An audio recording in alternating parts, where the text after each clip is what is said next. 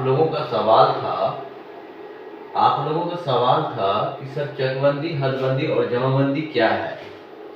और एक इंटरव्यू में ये सवाल पूछा भी गया है हाल फिलहाल में, और ये अभी ट्रेंड चल रहा है। तो सबसे पहली बात तो ये समझिए कि ये जमीन से रिलेटेड शब्द है और हमको इनको जानना है आज के डेट में, और आप लोग इसको ध्यान से समझिएगा। और एक बार अगर समझ लीजिएगा तो भूल नहीं पाइएगा कि ये क्या शब्द है, और जब भी आपको कोई पूछे तो इसको आप आसान भाषा में उसको जवाब दे सकते हैं या समझा सकते हैं। ठीक है, तो सर पहला क्या है कि चकबंदी, चकबंदी, हदबंदी और जमाबंदी क्या है ना, या इसकी अर्थ को हम लोगों को समझना है। ठीक है, तो सबसे पहले हम लोग चकबंदी को समझते हैं। चकबंदी को अंग्रेजी में कंसोलिडेशन ऑफ लैंड कहा जाता है। ठीक है ना, तो अब ये चीज को हम लोग समझना है। देखिए, अभी जो बिहार की जो स्थिति है या झारखंड की स्थिति है या अन्य स्टेट की बात कर ले, सिर्फ पंजाब को छोड़ करके, तो हर स्टेट में जो है जमीन किसानों का बिखरा हुआ है। क्या है? बिखरा हुआ है। कैसे बिखरा हुआ है उसको समझते हैं। देखिए, मैं एक ग्राफ बना रहा हूँ। जैसे मान के चलिए ये हो गया आपका एक ग्राफ, ठीक है, और ये हो गया नॉर्थ, ये हो गया साउथ, ये हो गया ईस्ट और ये हो गया वेस्ट, है ना। इसको समझिए तो समझ लीजिए कि आप देखे होंगे कि बस्ती जो होता है बीच में होता है और उसके चारों बगल उपजाऊ भूमि होता है। ठीक है, तो हम उसी आधार पर जो है ये आप लोगों को समझा रहे हैं ये ग्राफ बना करके। ठीक है, तो मान लीजिए कि इसके चारों तरफ बस्ती है। क्या है? चारों तरफ बस्ती है। ये भी एक सड़क आती है इस बस्ती में, ये भी सड़क आती है, इधर से भी सड़क आती है, इधर से भी सड़क आती है। कोई भी बस्ती में चारों तरफ से आने जाने का जो है रास्ता रहता है। ठीक है, लेकिन उसका खेत जो होता है अलग अलग होता है। मान के चलिए ये सब उपजाऊ भूमि है ना, इधर भी उपजाऊ भूमि, इधर भी उपजाऊ भूमि है और इधर भी उपजाऊ भूमि होता है। ये हम चकबंदी में आप लोगों को समझा रहे हैं। ठीक है, मान लीजिए किसी ए, है ना, किसी ए नाम की व्यक्ति है और उसका जमीन जो है यहाँ 10 कट्ठा है। कितना है? 10 कट्ठा है। फिर इसी एरिया में क्या है, इसका मान के चलिए यहाँ पर 1 बीघा है। ठीक है, अब मान लेते हैं इस दिशा में, मतलब ये इस दिशा में इसका जो है 2 बीघा है, और मान लेते हैं यहाँ भी इसका 2 बीघा है। तो इसमें आप क्या मानिएगा इसको? क्या मानिएगा इसको? क्या एकत्रित जमीन है? नहीं, यहाँ पर टुकड़ा टुकड़ा में और चारों दिशा में जो है जमीन किसान का है। ठीक है, अब देखिए जब ये किसान खेती करना चाहेगा तो इसमें क्या है, उसको समय ज्यादा लगेगा या कम लगेगा, है ना। तो क्योंकि अलग अलग है तो ज्यादा समय लगेगा। लेकिन चकबंदी का जब हो जाता है किसी जमीन का, तो किसान को बहुत सारे समस्याओं से बचने का जो है सहूलियत हो जाता है। जैसे मान के चलिए इस दिशा में अगर खेती करने जाएगा तो फिर इस दिशा में वो नहीं आ पाएगा, या आएगा तो वो लेट से पहुंचेगा इसमें। इससे क्या होगा, किसान का खेती समय पर नहीं हो पाता है। ठीक है, इसीलिए देखे होंगे कि पंजाब स्टेट में जो है चकबंदी पूर्ण लागू है। चकबंदी पूर्ण लागू है तो वहां के किसान को एक ही जगह खेत है और बड़ा पैमाने पर खेत मिला है। तो वहां क्या होता है कि मतलब जल्दी खेती हो जाता है। और हम लोगों का बिहार झारखंड में क्या है, छिटपुट खेती होने के कारण से जल्दी खेती नहीं हो पाता है, बहुत समय लग जाता है खेती करने। एक फसल को बोने में महीनों दिन गुजर जाता है। वही पंजाब स्टेट में 8 से 10 दिन में हर किसान, कितना बड़ा किसान है तो 15 दिन में वो अपना खेत का जो है फसल बो करके सेट हो जाता है या कटाई करके सेट हो जाता है। ठीक है, तो यहाँ पर देखिए चकबंदी में क्या होता है कि ये जो अलग अलग जमीन है, उस जमीन को जिस दिशा में एक किसान की जमीन ज्यादा है उस दिशा में उनको शिफ्ट कर दिया जाता है, मतलब एकत्रित कर दिया जाता है। टुकड़े टुकड़े खंड को क्या किया जाता है, जोड़ दिया जाता है, एक कर दिया जाता है। मान लीजिए यहाँ आपने देखा होगा कि एक जगह कर देता है, एक जगह कर देता है। ठीक है ना, अब ये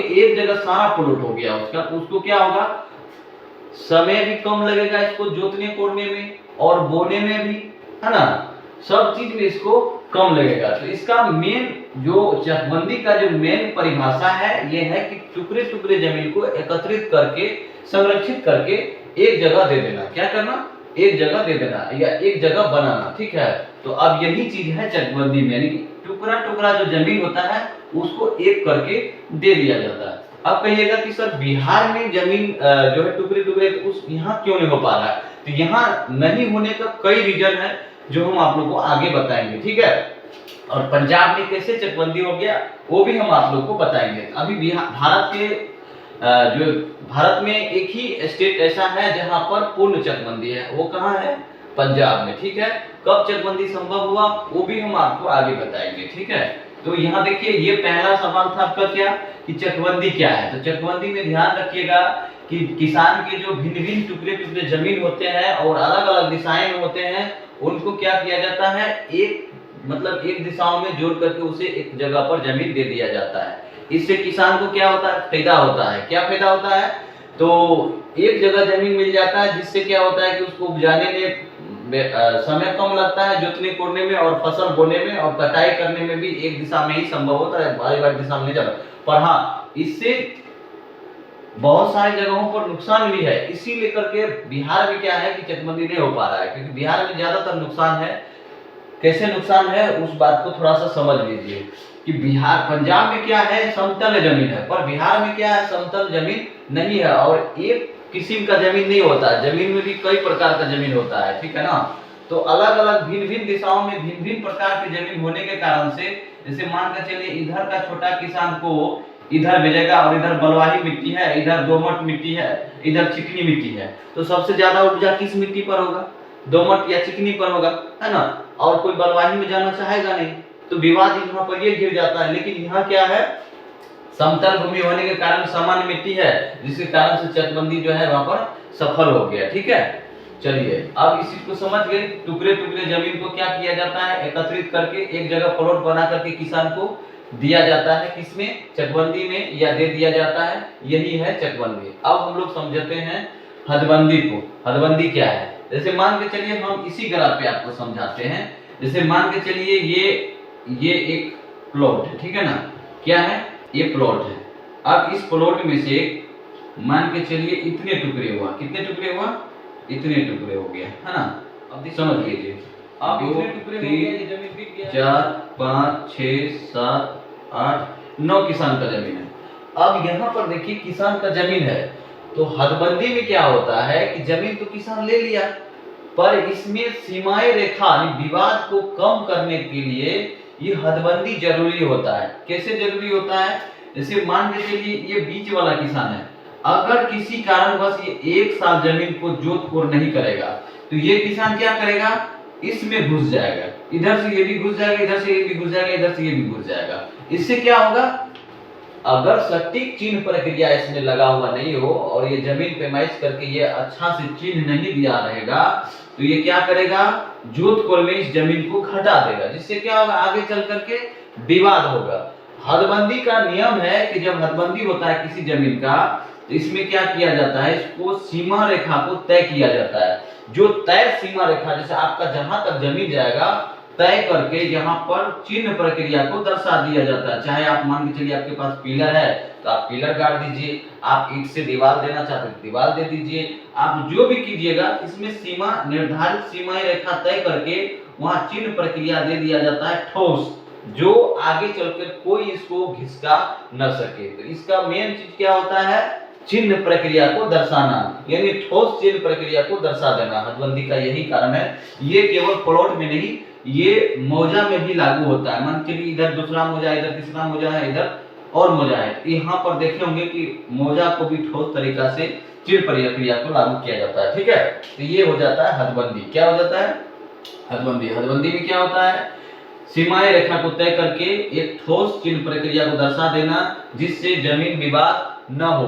ठीक है ना, अगर नहीं करेगा इससे क्या होगा, जमीन विवाद होता है। आप मान के चलिए नापी ऐसे करवा के आप छोड़ दिए, अब 6 महीना साल भर के बाद कोई अगला पार्टी कुछ कर रहा है, तो आपने एक हाथ जमीन घुसका दिया, फिर आगे क्या होगा, आपको झगड़ा होगा। ठीक है, उसी प्रकार से अब ये चीज, दोनों चीज समझ में आ गया, हदबंदी क्या है और चकबंदी क्या है। चकबंदी हो गया कि जमीन का जो छोटे छोटे टुकड़े होते हैं, किसान को एक जगह, उसको एक जगह एकत्रित करके जोड़ करके दे दिया जाता है। ठीक है, अब उन्हीं किसान को दिया जाता है जिसके नाम से जमीन है। ऐसा नहीं कि जिसके पास जमीन नहीं है उसको भी जमीन दे दिया जाएगा। ठीक है, इस भ्रम में मत रहिएगा, जिसके पास पेपर रहता है उसी को ये जमीन दिया जाता है। ठीक है, हदबंदी भी समझ में आ गया, ये सीमा रेखा तय करता है और एक निर्धारित चिन्ह प्रक्रिया इसमें बनाया जाता है, जिससे जमीन इधर उधर ना हो। ठीक, अब ये जमाबंदी को तो शायद हर आदमी आपके डेट में समझने लगा है, जमाबंदी क्या होता है? सरकार का रिकॉर्ड होता है। क्या होता है? रिकॉर्ड। मान के चलिए आपका ये खेत है और आप कह रहे दावा कर रहे हैं, तो दावा करने के लिए क्या होना चाहिए? आपका जो सरकार है, सरकार के रजिस्टर में आपका ये जमीन का नामांकन होना चाहिए, ठीक है ना? तो वहां से प्रमाण मिलना चाहिए कि ये जमीन आपका है, तो इसीलिए लैंड रिकॉर्ड कहा जाता है। किसके पास होना चाहिए? सरकार के पास। समझ रहे ना? सरकार के पास।